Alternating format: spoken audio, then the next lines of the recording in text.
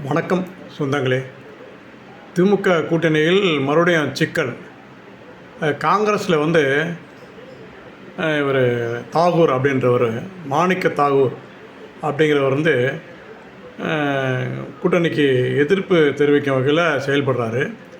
இதனால் அந்த கூட்டணியில் சிக்கல் நிலவுகிறது.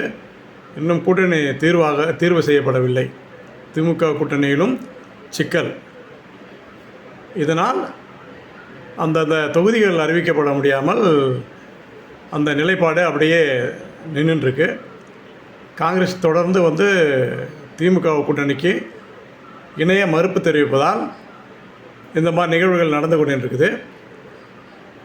சமூக ஆர்வலர் என்ற அடிப்படையில் அரசியல் பற்றின செய்தி. நன்றி. வாழ்க வளமுடன்.